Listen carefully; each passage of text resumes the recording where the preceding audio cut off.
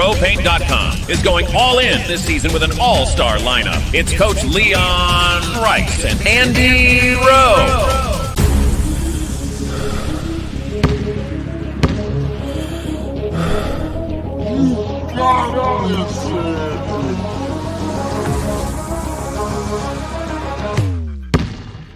Oh no. Want to just paint my house?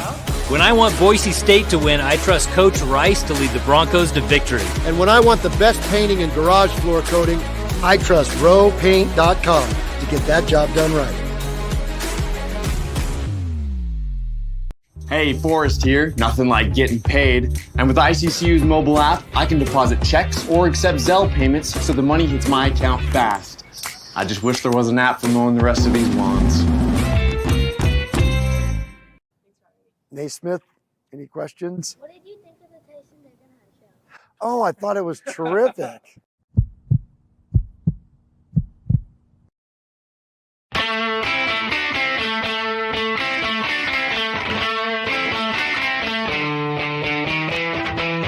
It's time for the Tyson Degenhart Show with Boise State basketball star Tyson Degenhart, sponsored by Idaho Central Credit Union. Find a branch near you or get more information at ICCU.com.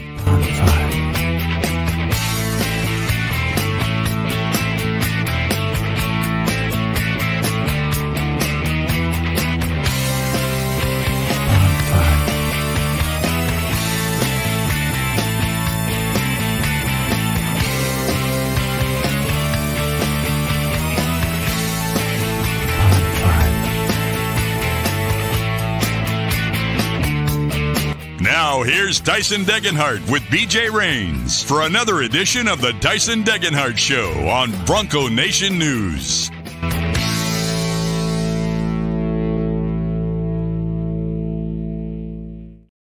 Welcome back to the Tyson Degenhart Show. It's been quite the hiatus. I am your host, Tyson Degenhart, along with my co-host, BJ Rains. BJ, it's been a long time. How you doing? I'm doing good, man. Doing good. It's weird to hear me be the co-host. I like that.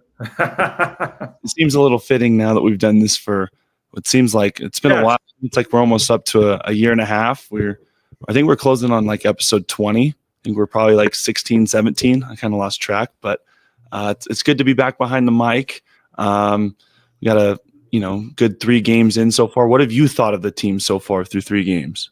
Oh, it's been great. And I don't know, again, we tested this before we started, and all of a sudden I'm having mic problems now. So hopefully you can hear me okay. I don't think it's perfect for some reason. But, no, it's been fun. Been fun watching the 3 games. And obviously, it's a big one on Sunday. But, no, it's been fun to follow you the last 4 years, and crazy to believe that you're a senior now and that you're going to be finally, I think they can't find any more eligibility for you. So, no, it's been cool to see you grow as a player and now as a show host, and looking forward to helping out here behind the scenes, but I'm mostly going to stay out of the way and let you talk to Emmanuel and Lexus and have fun tonight. But no, always appreciative of ICCU for making this possible here on Bronco Nation News, and excited to do this and for Sunday, and then to get down to the Cayman Islands next week, and that'll be a fun trip down there.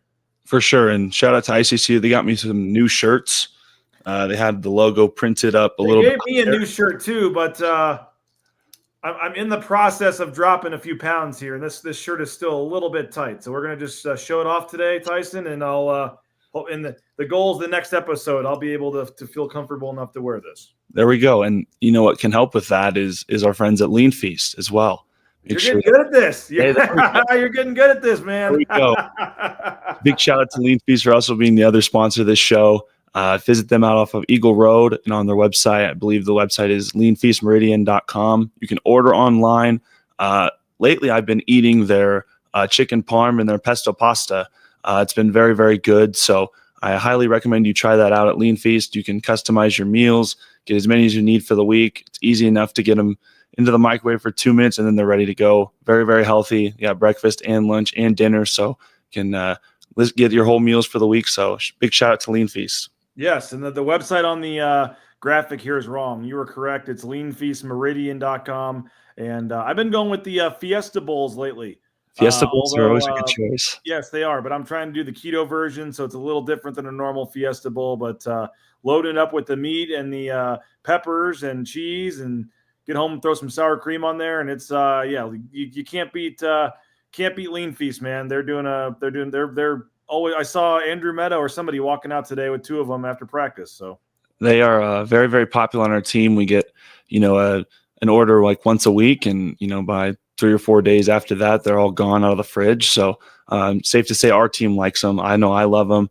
I know a lot of different athletes love them as well. And they deliver now. That's the big thing they want us to push. They deliver now anywhere in the Treasure Valley. So make sure you check them out. And well, I don't know who this guy is, but ICCU. And again, they're our title sponsors. We got to make sure they get the necessary love on here before we get to our guests. But they do a great job. I thought I was happy, Tyson, with my bank. And then I made the switch kind of because I had to, and they came on as a sponsor, or I wanted to be nice. And sure enough, I was super impressed. Love ICCU. They do a tremendous job. And you may think you have good banking, but you'll really like it if you make the switch over to ICCU. And again, check them out, ICCU.com. Yeah, I made the switch as well, moved all of my money over to ICCU, and I couldn't be happier. To all my Spokane people watching, they just opened a new location out in Airway Heights. So they're moving up in the Pacific Northwest area, getting more into Washington. And so that's really, really exciting to see. I think they're up to 4 locations in Eastern Washington. So really, really excited to keep being a part of their journey and keep seeing them grow. We did. Oh, go ahead. I was going to say our guest is about ready. So maybe kind of just let folks know what we got coming up tonight. We have 2 very special guests. One has not been on the show before, but has been meaning to get on the show. Emmanuel Ugbo had a great game on Tuesday. Excited to have him on the show. And then assistant coach Lexus Williams, former player, fellow number 2 jersey wearer. Excited to have both of them on the show tonight. I did have a comment. I talked to. Do you remember when Hayden was in the comment section? We had to ban him. Yes, he came up and talked. He came up to me at the Corbin game. He came up to me, and his comment said, "It wasn't my choice." I said it wasn't my choice, but we kind of had to. Oh, you put the pressure on. Oh, okay, all right. You control the comments. You. I see how it is. All right. Well, yeah, he came up to me, apologized. I actually put him on the pregame show for the Corbin game, and Hayden, don't say the same thing 6 times. We won't kick you out. We can see your comments. So make sure you get those comments in, those questions in for Emmanuel and Lex as they come along. And so, let's get right into our first guest, a native of the Netherlands, wearing number 10. We got Emmanuel Ugbo in the building. Ems, how are you feeling? I'm good. What about you? I'm doing great. Hold on a second, Tyson. Before I get out of here and let you guys have your little fun, you said Ugbo. I asked you after the game, Emmanuel, and you said Ugbo because in the game note pronunciation, it somehow changed. What are we going with here? What's the correct pronunciation of your last name? Actually, is Ugbo, but I don't mind Ugbo. It's just last year because we also had Buzo and that was Agbo. I thought it was too similar, so I'd rather have people just say Ugbo. But obviously, I didn't play last year. Okay, but it is Ugbo. Ugbo. My apologies. How are you liking Boise so far? I know you came right around semester last year. How are you enjoying the transition from Europe to the States? It's been great. Boise's just been like a nice place. You can get everywhere pretty much, like by scooter or like, if you have a car, then obviously with a car. But it's very clean. The people are very nice. And it reminds me a lot of Europe just because like the downtown area is so clean and like it just looks good. So that's always good to hear. Do want to ask you about Tuesday. You had a great game. I believe you had 13 points, 8 rebounds and assists in 15 minutes. Yeah. That's a great stat line, very efficient, very good rebounding numbers. What was it like to finally show what you can do to Bronco Nation and the nation itself? It's been great. Like obviously I've been waiting for this moment for like a year now. So it was really nice to have a good game in front of the home crowd. But I'm not trying to think about that for too long, obviously, because we have this big one coming up Sunday.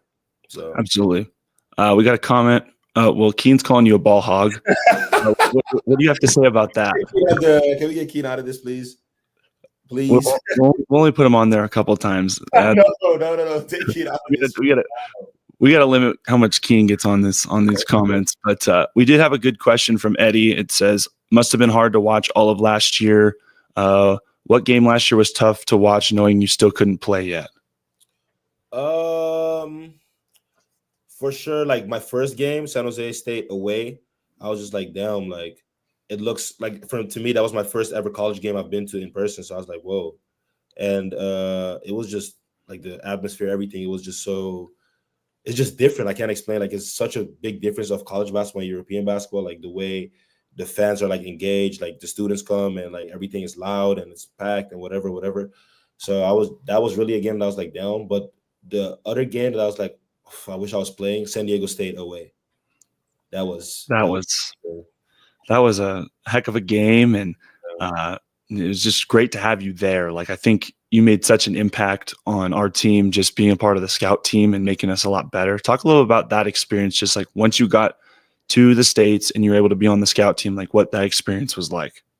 Okay, so I got here, and then obviously I got on the scout team, like you said, and I was doing that with Chris, and it was a great experience because like every week or basically every couple of days you get to be like another team and you learn their actions and you learn their tendencies and you have to like imitate how a certain player plays, and it just like made me like expand my game because I had to like do stuff that I'm not used to, like for instance being Jaden Ledee on the scout team, like playing off that high post area and ducking down low, that type of stuff.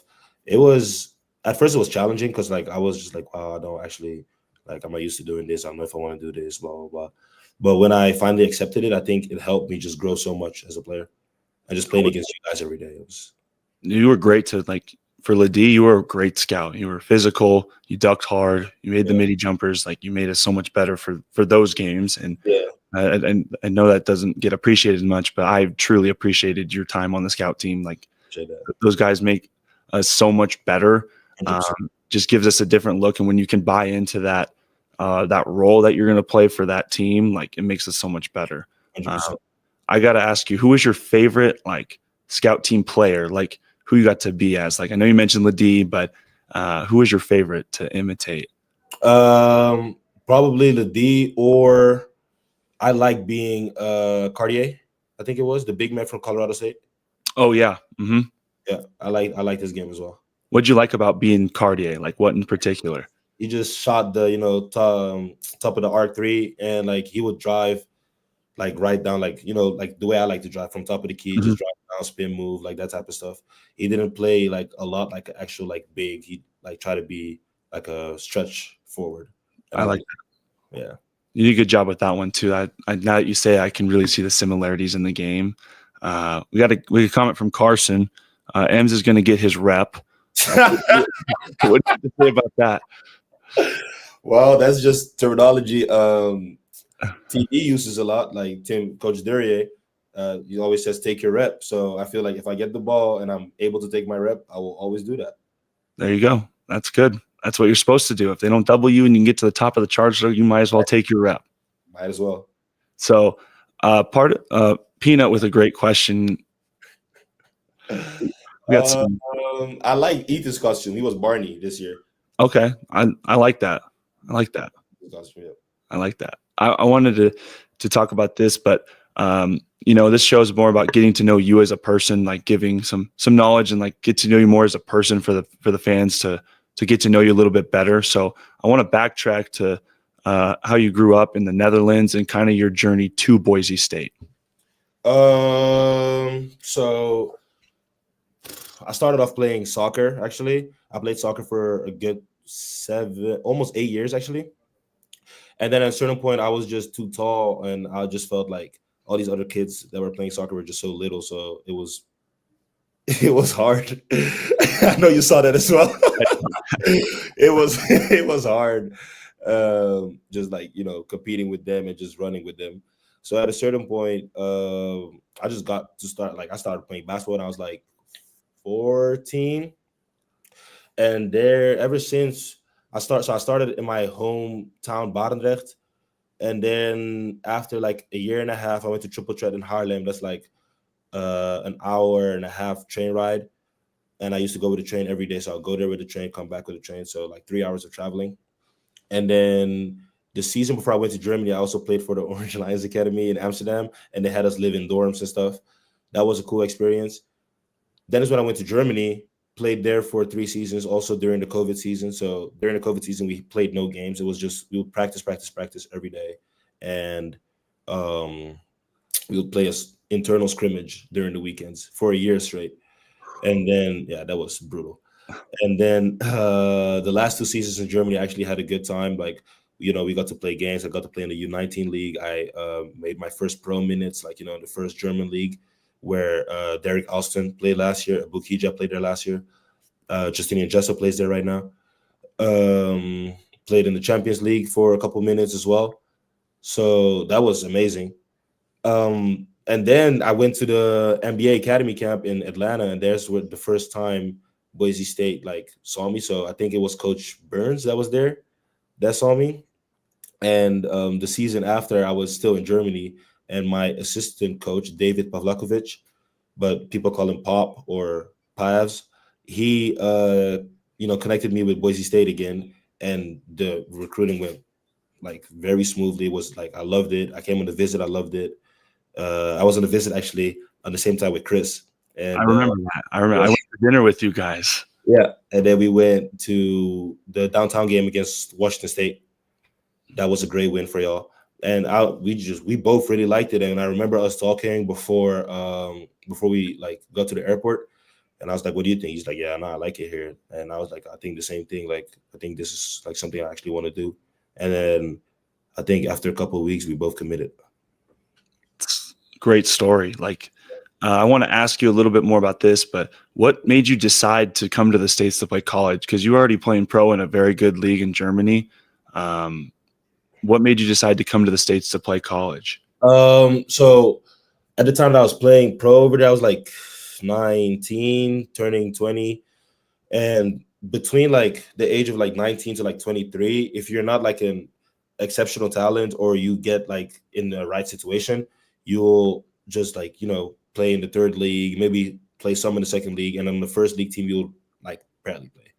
And I thought if I go to college, I have 4 years to develop, play against people my age, also have a higher going to college. You also have a higher ceiling, because if you do, if you handle business right, you also have a higher chance of getting an NBA contract or at least a summer league spot, that type of stuff. And I was like, why not do that? And then let me say I would not make it to the NBA, then I can always still go back to Europe and play over there and work my way up. But to be honest, now that I'm here, I would love to stay here. So that's great. I didn't realize that was what happened for 19 to 23-year-olds. Just kind of they get put down the chain and they got to work their way back up, and they can come to college, show out, and then come back and then end up on the first league. Yeah. We have a quote from Coach Rice's press conference. I don't know if you've heard it, but BJ, if you can play it, talking about you and your eligibility kind of waiver issue. If we can get the clip to play. He's just got such a positive attitude and a work ethic. And I was nervous, really nervous about the ruling, and so I was so grateful that the right thing was done and he got to be out in a uniform, because he adds a lot to this team. And he's just going to get better and better, because like I said, this is his third college basketball game. That's hard. That's really hard. It takes a while. I think Tyson said it to our young guys. I don't know if he scored a basket in his first 3 games. Maybe one. Think about that. And then he went on to be freshman of the year. So that's where I've, talked a little bit, but probably not enough about let's have some patience with these guys. They're going to get it together, and they're working hard at it, and they're coming along. And, so now it's. Talk a little bit about your eligibility waiver thing, because honestly, until they told me you were cleared, I didn't know there was an actual issue about it. Okay, so last year during the fall semester, I was getting credits from University of Idaho and Lewis Clark State College. Lewis and Clark State, yep. And so when I got those credits, I was cleared to be enroll to Boise State and be able to practice with you guys. but I wasn't clear to play it, obviously. So I was just practicing, and I was clear to be a student. So I enrolled spring semester, and the NCAA wanted me to sit out an entire year. So the fall semester that I did, like getting those credits, didn't count to the NCAA. Okay. So they wanted me to sit out this fall as well. So I'd have to sit out till December 15th, and then be able to play from like whatever games after December 15th. So Texas Southern, I think. And obviously we didn't want to do that because last year I didn't cross any rules. I didn't play any games. I got my grades right. Like I had a high GPA. I'm on the honor roll in the locker room. You are on the roll. So it was just something that we fought like the entire summer. And Coach Modes, big shout out to Coach Modes, to be honest, every coach. But Coach Bernie, Coach Modes, they really like helped me on this a lot. And like we had to call like the principal from my school back home. We had to call the school, like the people that oversee like all the school stuff from back home, just to send like reports like, okay, the NCAA needs this and this and this. Can you guys provide this? The NCAA needs this and this and this. Can you guys provide this? And then it was just like a long wait, because at the end of the day, the NCAA is going to make a decision, yes or no. And if they would have said no, then I would have to sit out till December 15th, and I would not be playing right now. But thank God they didn't. So, That had to have been just a huge stress relief, just off your shoulders, knowing that you were eligible. And I was really, really happy because don't know how you're playing a lot of minutes as it is right now, and you're getting better, getting these minutes, and like the more minutes you get now, the more you'll help us down at the end of the year. And to get those minutes now, and like thinking about like you not playing right now is just a crazy thought to me. I can't be the same. Like I'm just happy that coaches are giving me the chance to play. And, they're putting me in situations that they know I'm comfortable in. And it's just, I'm really thankful. Like, I cannot imagine, like, not playing right now. Yeah, because you already sat through a whole semester of it last year. Exactly. For a whole conference play, and then to, sit out the non-con this year would just, like, ultimately not be fair for you. But I'm glad the NCAA ruled the way they are. Yeah. Do want to ask you about this upcoming Sunday. We got Clemson coming. What are your expectations for Sunday? Like, what do you see out of Clemson? What are you excited for? Very skilled team. They play hard.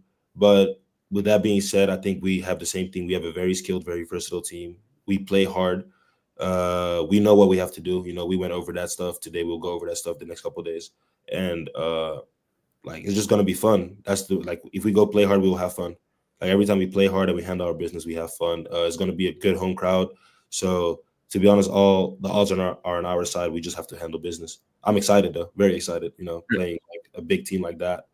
So that's gonna be fun. It's gonna be a lot of fun. We got a couple questions or a couple comments. BJ didn't need to put that one up. the one from C. Brightman. How do you feel about the BSU managers? I love them. Like, big shout out to Chaz. This is Chaz commenting this, but big shout out to Chaz. Actually, I wanted to say B-Man, but he's not a manager no more. But big shout out to B-Man. Big shout out to Mason, Preston, Sam, Carson, Jenna, Jacob, Carson again. Yeah. That's a good one. Like, just big shout out to them. They do a lot. Sam also, they do a lot of stuff behind like closed doors that no one even notices. Like, no one sees. Like, but they do it and they get it done on time. Like, writing down the practice plans or rebounding for us whenever needed. Like at early times, like we'll have guys come in at 8. I see you every morning at 8 whenever I come in. So guys that are here every day at 8 to rebound for us, or help us with like getting to the store for the guys that don't have a car. Like, they do a lot behind closed doors. So big shout out to them. Special shout out to Chaz, obviously, for we went through a lot last year and he helped me out with a lot of stuff. So that's my guy. I do want to shout out the Boise State. That's my guy, my twin. And that's from a song. It's called Bedrock. And he goes, do you like rolling with friends or romancing? And I know that Julian loves rolling with friends. Yeah. I do want to give a shout out to our BSU managers TikTok. Go give them a follow. They just did a day in the life for the Corbin game. They showed they were there they rebounded from Moses at they got there and cleaned up at 7:30, rebounded from Moses at 8:30, and they were there till 10 p.m. So definitely a big shout out to them. We do have a great comment from Junior Jones saying, I believe you could be a dual sport athlete, #touchdown. We've said it in our locker room a lot. You definitely could play football. What do you have to say about that? Like, I hear this every single day. Like, you guys like make sure that I hear this every day at least. So shout out to Moses in the background, by the way. But yeah, I could for sure. I think I have the physical for it, but it's not big back home. Like, back home is really like soccer. Actually, ice skating is pretty big back home. Field hockey. Basketball's actually growing, so football's just not as big. So that's why I never really like got into it. It's really like an American thing. Moses with a great question. Who is your favorite non-basketball sports team at Boise State? I like the football team a lot, and like the football games is a lot of fun. I also like to watch, like, I have a couple friends on the beach volleyball team and the volleyball team. Like, it's fun to watch those sports. And Junior Jones, he did mention that he played soccer when he was younger. I don't remember what years, but he was asking if you played soccer. 5 to 13, 14. Okay. Well, RJ is talking about getting these comments up. I think we don't have to get all of them up. We got our teammates in here a lot. We have a lot of teammates comments on here. I'm saying, like, this is just out of hand. I do got one more question for you. If you have more questions, get them in the comments now. I'll have Ems on for a couple more minutes. But I do want to ask you, it's my signature question I ask every guest that comes on the show, who has made the biggest impact on your life and why? Like, how have they made that impact? Like the person in Boise or just in general? In general. Like, honestly, I don't want to like pick, like, obviously people pick family, but if you could pick someone non-family member, I think that gives us a better idea of like someone in the outside. I would say, so it's two people actually, but I want to first mention Coach Dominique Schemicus. That's my coach from back home. He is the one that like saw me, like discovered me, and he like worked me out a lot. And I got to stay with them for like weeks, like whenever, because like I was living far from where I played, so I got to stay with them. They will take care of me, him and his wife. So special shout out to them. They took me in like their son. They treated me like one of their kids. Like, it was just like a second dad to me, basically. Like, he did a lot of stuff for me, like just also like not just basketball stuff, just me, just making me grow as a person, as a man. He has been there for me through tough times with a lot of stuff. So special shout out to Dominique Schemicus. Also shout out to Coach Yart Schuyt. Me and him used to get into it when I was younger because he felt like I wasn't focused and I was always busy with all the other stuff except for basketball. And I just like to have fun too much and whatever. But at a certain point when I think it like started clicking with me, him and I got on the same line. And ever since, he's just been, a helping hand for me there. Like also during my recruiting process, he helped me out a lot. He also got to stay with him, a couple nights whenever I had to practice early or had an early game. And he also like, took me in and just like helped me, like, work me out, would be there for me as just a person as well, will take me out to eat because like I wouldn't have that much money to like, also get a train ticket, also get something to eat and then go do this. But he would say, no, it's okay. Like, it's on me. And I just wanted to know, like, I really respect that because without them, I wouldn't be where I am right now. That's great. I really appreciate you telling your stories about both of them. Edie with a question: favorite thing to do in a game? RJ, favorite thing to do in a game? Probably get a dunk. I haven't had a dunk yet. I haven't had my first college dunk yet, so I would like to get a dunk and then maybe do like a little celebration. There we go. That's what I like to see. And Junior, last one for you is why didn't you swing the walk to when the walk on Brennan was in the game? So I apologize to B-Man. B-Man knows I apologize like at least 20 times during the game, after the game, in the locker room. Like, I'm so sorry. But if you look at the clip, when Chris swings me the ball, I didn't even turn my head. I didn't see Brennan. I just went because I was like, oh, okay, this guy can't guard me. So I went in and out, boom, I went, and then someone tripped me, and then they called a foul. And then later on when I watched the clip, obviously when I got home, I was like, damn, like B-Man was wide open. So I should have seen that. It was good, Lex. Lex, what do you have to say about that? Him not swinging the rock. We know Ems is a ball hog. Funny, bro. We know he's not swinging the rock, man. We know that. it's been said in the comments. Keen said it. We had a lot of people that have said that. So I'm a team player. I promise. And David Njoku twin. How do you feel about that, Ems? That's a pretty. You know who that is? I know that is the football player that dresses like African. He's a tight end for the Cleveland Browns. You can look him up. Ems, I want to appreciate you for coming on. I'm glad to have you on, and I'll see you tomorrow. Yes, sir. See you tomorrow. Thank you so much. Absolutely. Lex, welcome back to the show. Your second appearance. How's it feel? It feels good, man. I'm surprised that you had me come on the second time. Why are you surprised? I don't know. I'm not good at this type of stuff, man. You have your own podcast. You got to make sure that people know that. How's that going so far? It's been going well. We just started our season 2 this year. My first guest was Torrey McIlvain Jr., and we just wrapped up an episode with Matt Boucher. So looking to get our third episode out within the next couple of weeks and keep it rolling. How'd you get both of those superstars on your podcast? Those are some big time people, especially in the Treasure Valley. I rub shoulders with some big time people, so I try to work my magic and get them to get in front of the camera and speak to the young ones. So it's something that they really wanted to do too. So it was easy for me to get them on. We got a great comment from Moses saying that you got a brawn beard. Brawn? What does that mean? It's not connected. It's not connected. I don't know. I got nothing. And then we got about your camera quality. I'm on my phone, so no, it'll work. It works. It works fine. I got a new iPhone, so this better work. You get the 15 or 16? 16. I just got the 16. Do you like the side button?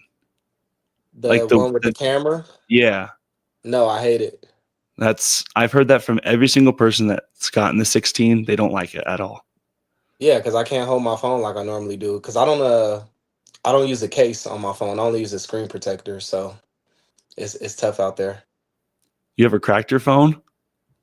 I have before, but not in a while, so don't jinx me. Knock on wood, we're good. Yeah, same. Jules with another one. Packers by 20. How does that make you feel as a Bears fan? I already told Jules this and everybody before film today. Like, he cannot talk to me about anything. he can't trash talk me at all. So I'm not even gonna answer that because we know we getting the dub. We know we getting the dub. So Junior Jones, have you ever been to Gary, Indiana? Whose burner is this? I don't know. I can't figure it out. Definitely It's gotta be Keen. Keen has got his burner putting comments up. But yes, I have been to Gary, Indiana.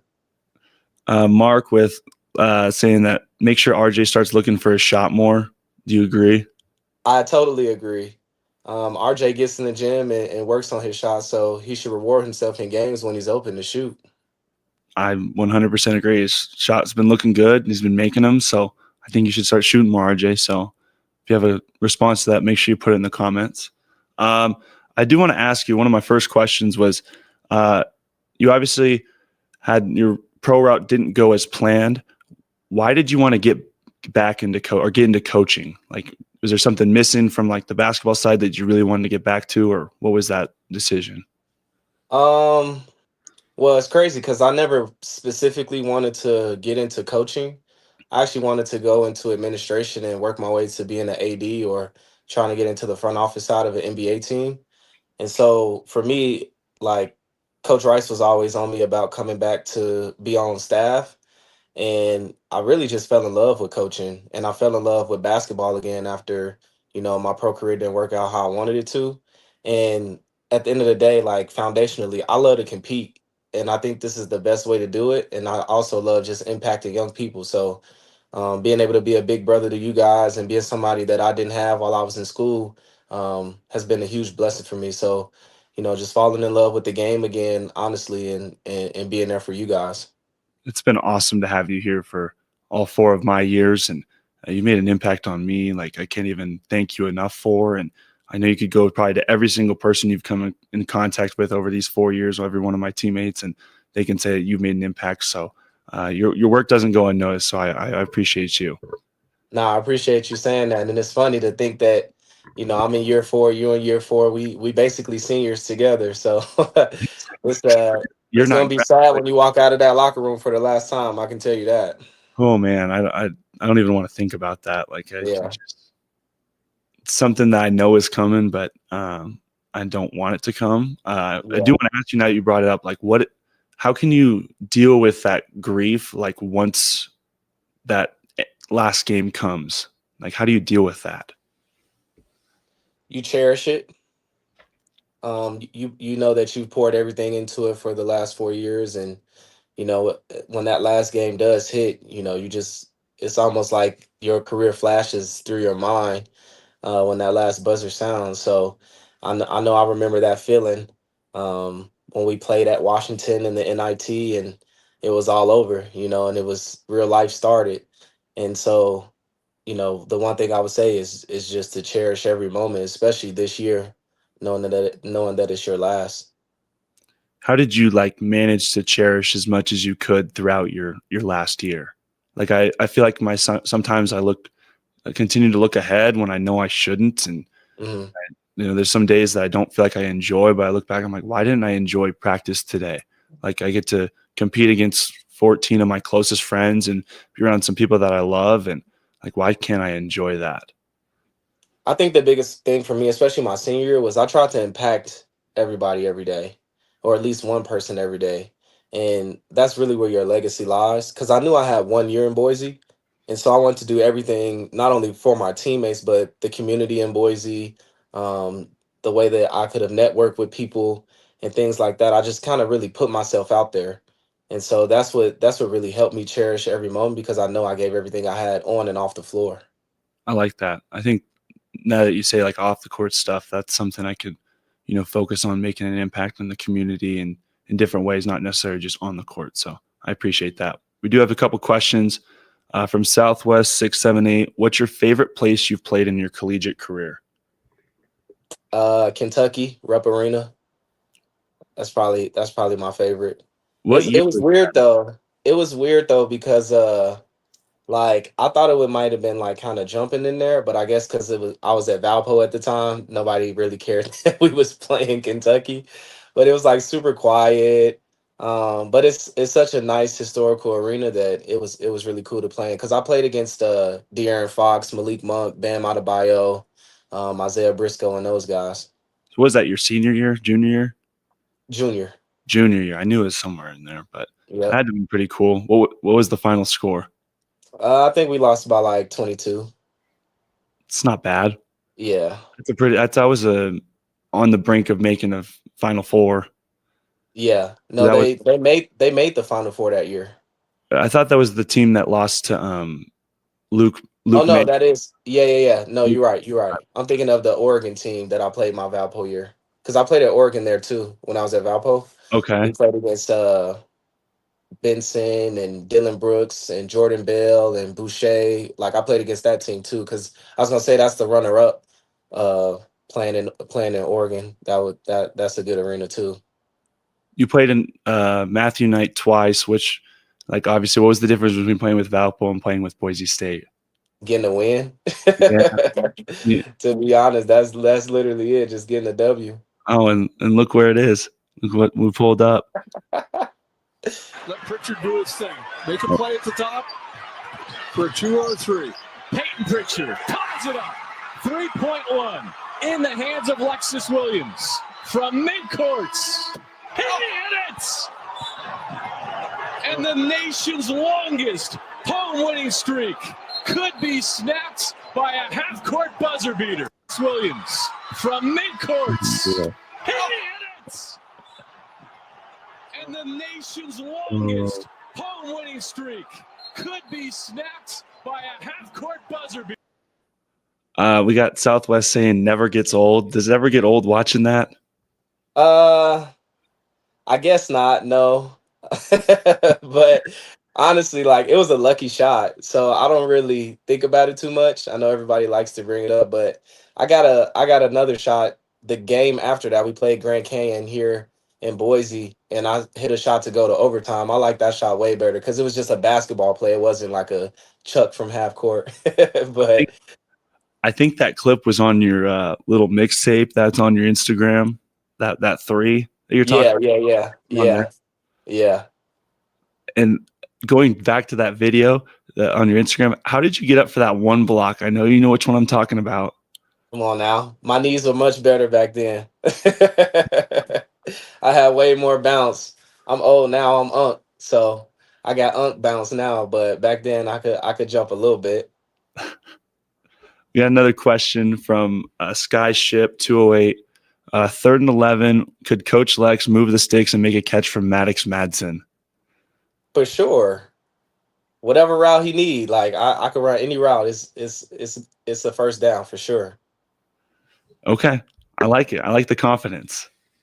Oh, did we pull this up? Oh, is this it? Yeah, this is it. Let's see it.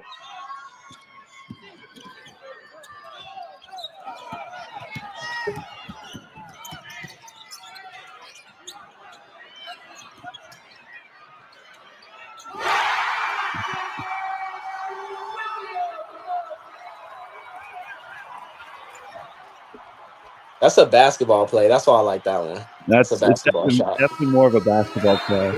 Yeah. Definitely more of a basketball play. Was this like a time where teams wouldn't foul up 3? They would just play it out? We ended up playing it out because I tied it up with the 3. And Benson actually dribbled it up the floor and shot a 3 that rattled in and out. And we ended up going to overtime. And you guys won in overtime, right? Yeah, we won in double OT. Double OT. Wow, what a game. No, it was crazy. It goes in and out. He almost made that. He was like, yo, if he would have made that, we would have been sick. Oh, that'd be a terrible way to lose. Have you ever been on like the other end of like a great shot like that on the losing end? No, not a shot like that, but actually, yes, I have twice at Valpo. I gave up one, and the other one I watched from the bench. The one I gave up, we were playing St. Louis at Valpo, and we went to overtime. And in overtime, I didn't box out, and my man ran in and tipped it in for game. Yeah, that one hurt. I'm sure that film session the next day was probably like you're just like Bro, my coaches didn't talk to me for like 2 weeks after giving that up. They were so pissed at me. The one I remember is New Mexico, my sophomore year in overtime. We let Udezi get a layup with 2 seconds left in overtime, and that one I still can't get over that one. That one hurt. That was on the inbounds play, wasn't it? Yeah, we played a really good defensive possession, and then I think it was Dent called a timeout. They ran an inbounds play. We got kind of screwed up on like a switch or whatever, and Udezi just ran to the hoop. And I think Naj barely missed the ball, and they scored, and it was just. Yeah, I remember that because I think we almost pill switched the inbounds, and then we end up leaving him to slip to the basket. Yeah, or something like that. It's just. Yeah.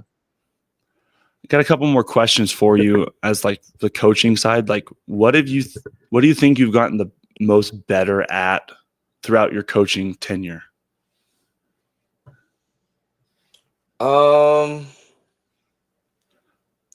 of the things I think I've gotten better at is like when I'm watching film, like understanding how to simplify things for you guys.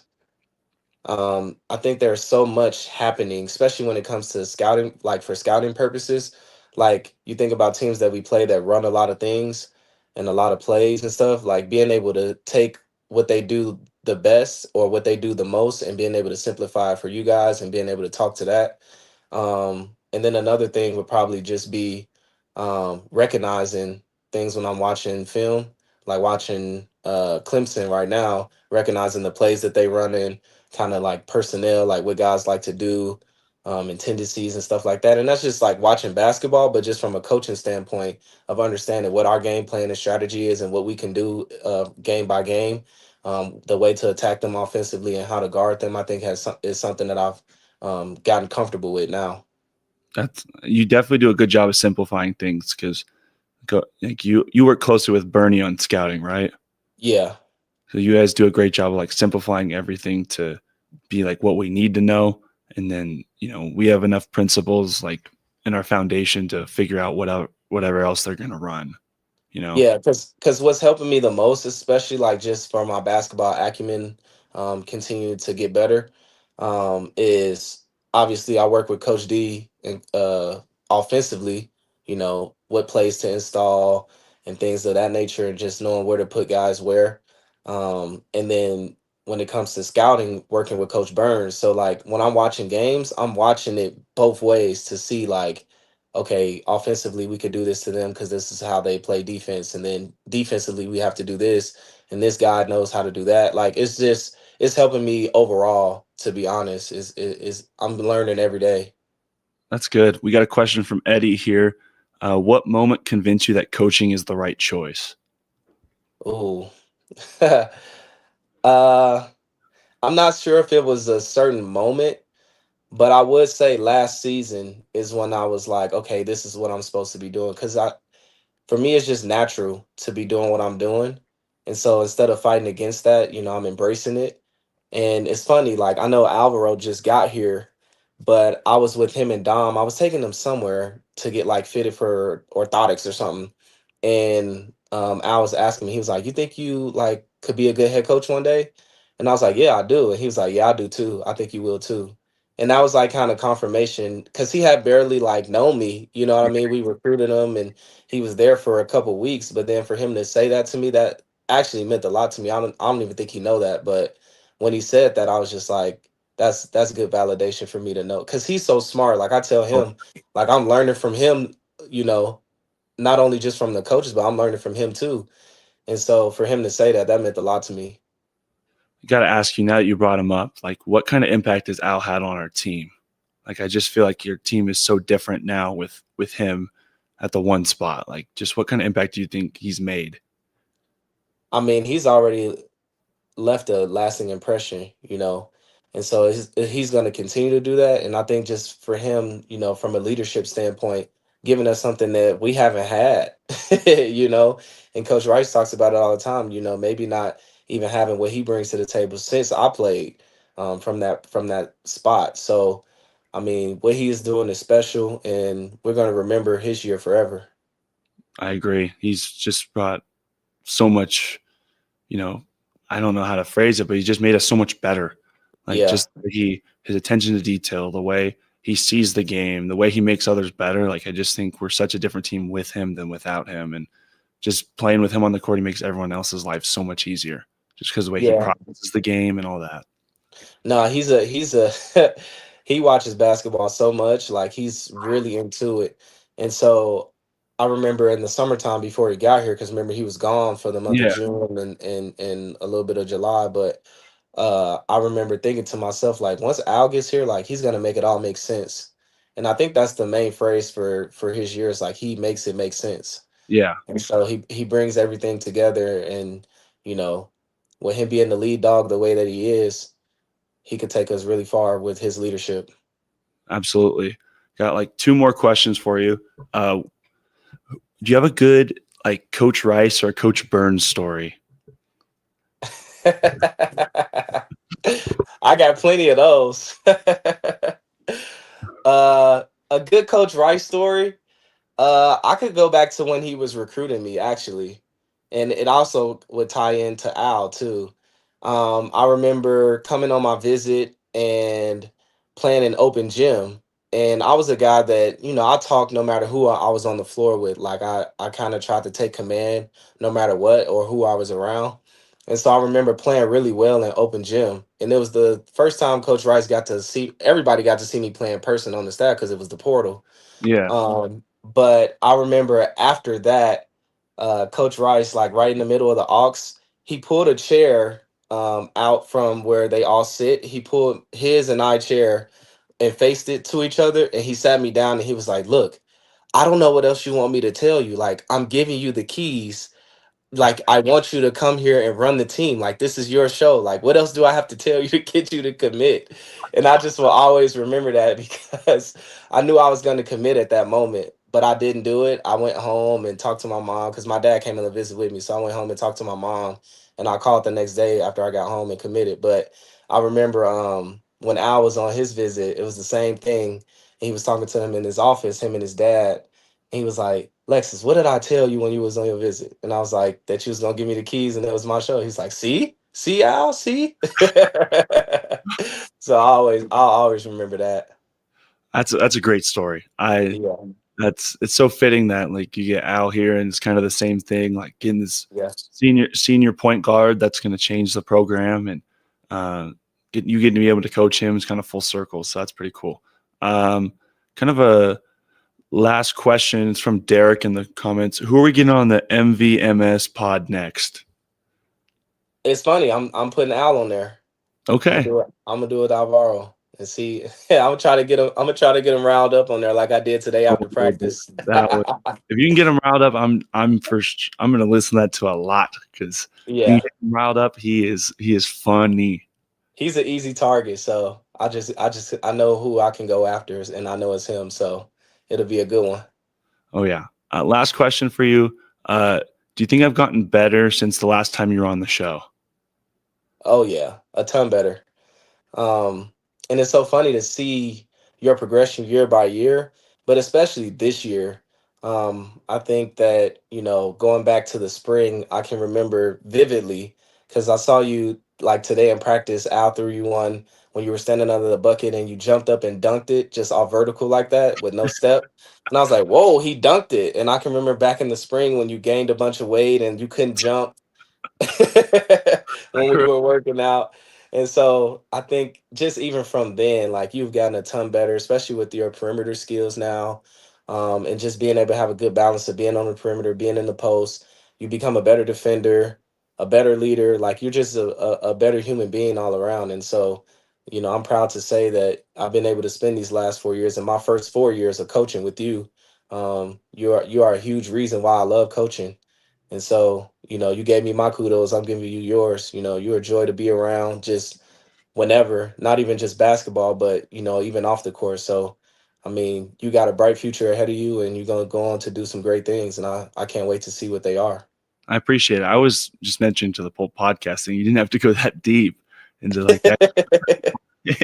But I do appreciate it. Like you're like a big brother to me. And I'm forever grateful for our relationship, and it's going to go on past, my time here. And hopefully our paths will continue to cross as time goes on. So I appreciate you, Lex. Thanks for coming on. We got one last thing. Need Lex to get the sabbatical next summer to team up with Take You on the floor for the TBT tournament.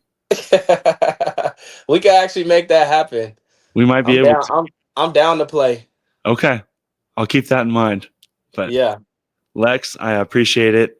Thanks for coming on. You're always a great person to talk to. Got some great stories out of you, so I appreciate it. No, I appreciate you. Thank you for having me. Absolutely. See you tomorrow. All right. See you. Just want to give a big shout out to our two guests for coming on. I thought there were some great conversations there. Great comment interaction. I just got this one from Eddie right after, is when you realize Lex is in year 4 of coaching, it's like the mind blown emoji. It's still crazy to me that he's only in year 4. Like he's just gotten so much better each and every year, getting more comfortable in his role, and I just can't wait to see what he can do.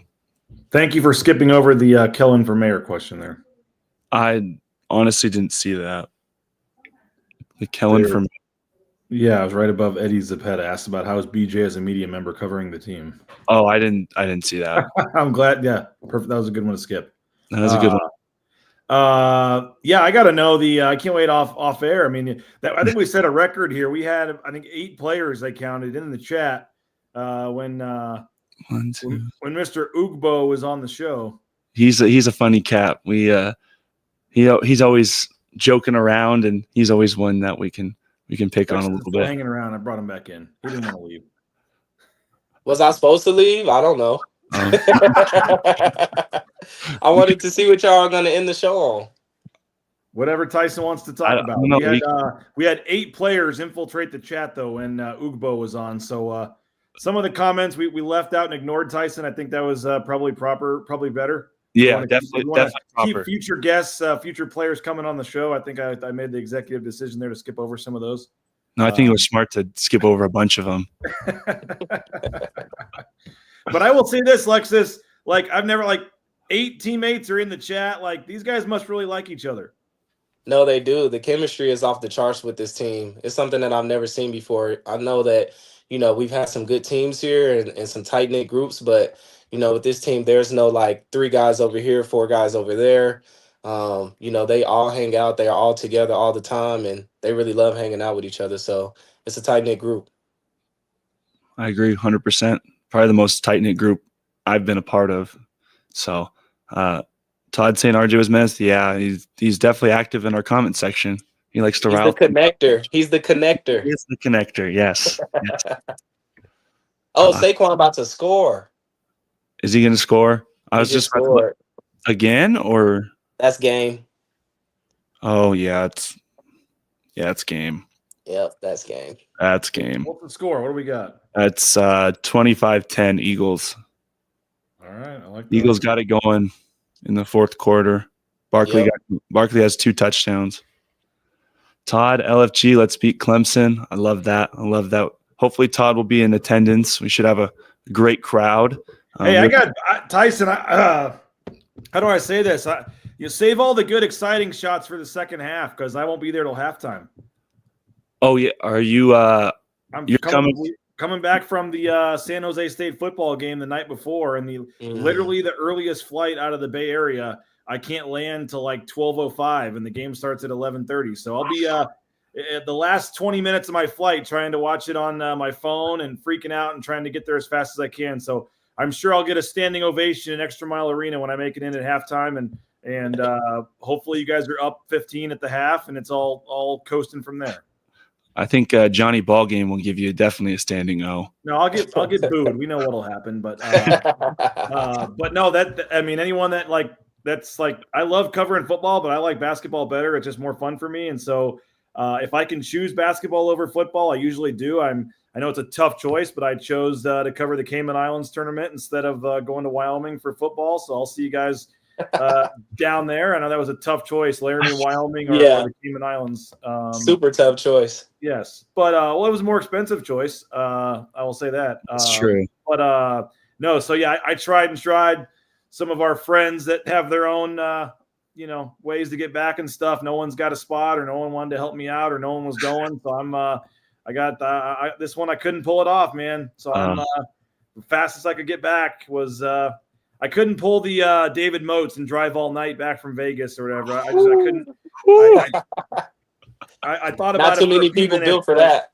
I thought about it for a few minutes. I just couldn't make. But it's kind of fitting because last year's Clemson game at Clemson, I covered a Utah State football game and then took a red eye at midnight out of Salt Lake City, and I got to Charlotte at 6 a.m. Drove 2 hours and literally got to the hotel at 11 a.m. and that game was at 1 or something. So almost did the same thing for the Clemson game last year. But I'll be there at halftime. Like I said, hopefully you're already up 15, and then I can just kind of see it coast in the second half there.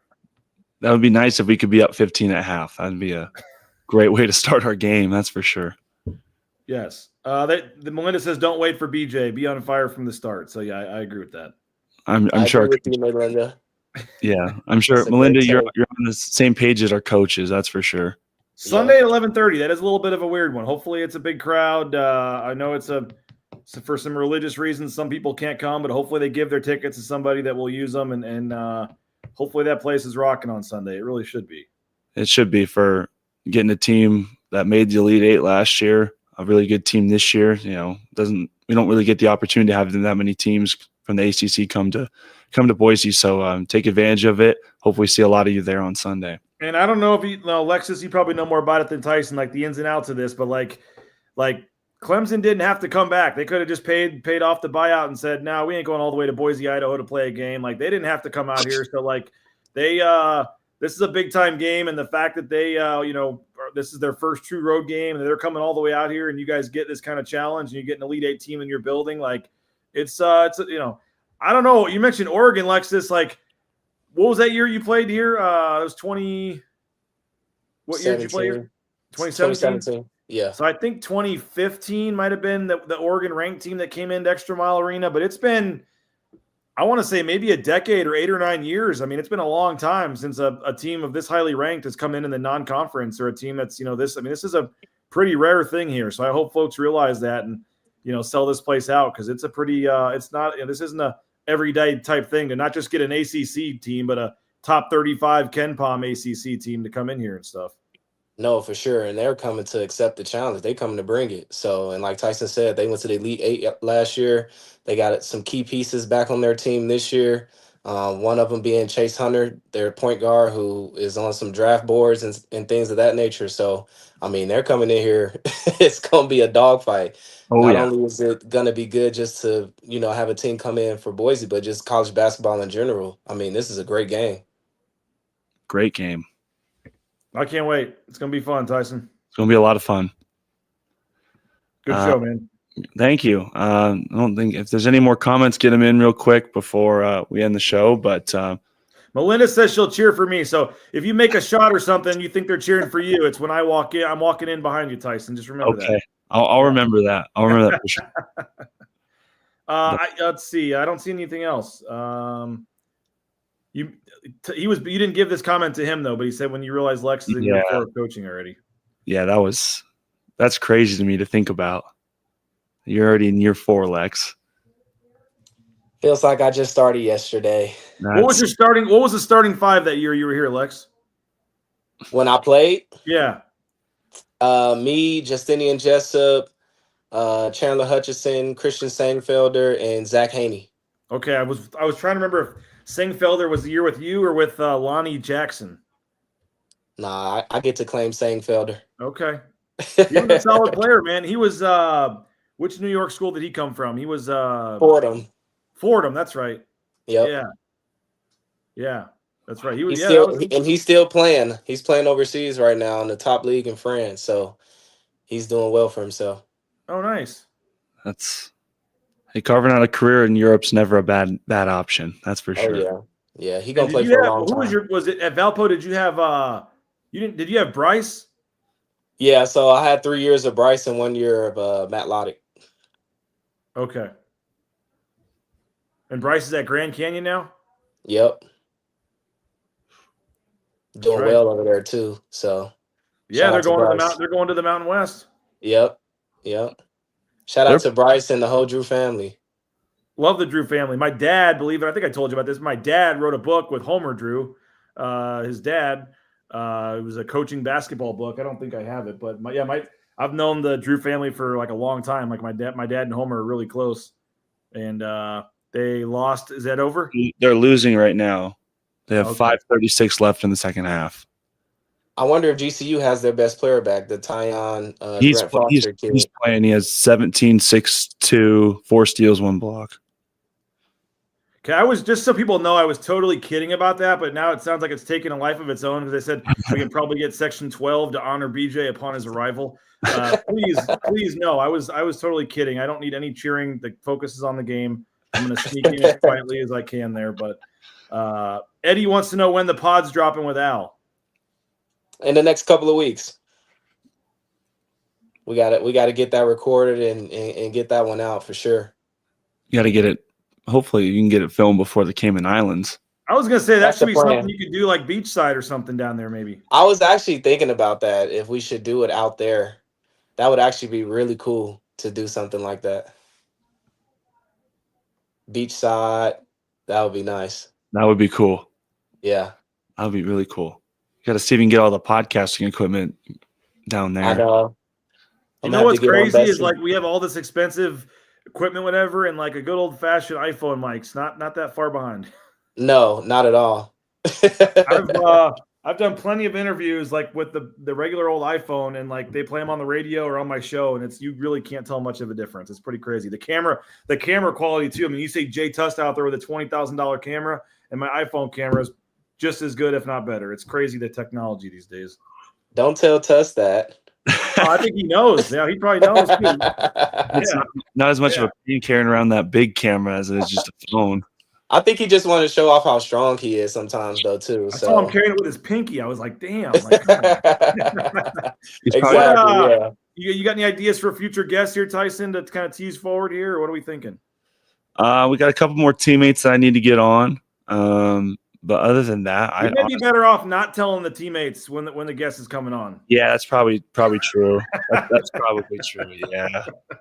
Although I don't know, I enjoyed it. Apparently, there's something going on at Sawtooth. We got to find out what's going on there. Well, you might want to stay out of that one, BJ. Yeah. He was doing the interview from one of the studies in Sawtooth. Yeah, he's covering for him. I lived in Sawtooth. Yes, I know the study rooms. Leave it at that. Yes, we'll leave it at that. That's good.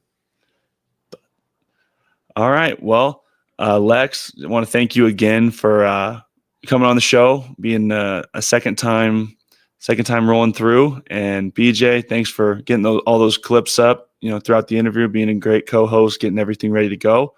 I want to thank everyone for tuning in tonight. Don't know when the next episode will be, but be on the lookout. We'll try to find it sometime, hopefully before Christmas, get one in December. Find some time there. Maybe you have a bye or something like that. But just want to thank everyone for tuning in. This is the Tyson Degenhart Show, sponsored by Idaho Central Credit Union. And I'm your host, Tyson Degenhart. And for that, good night.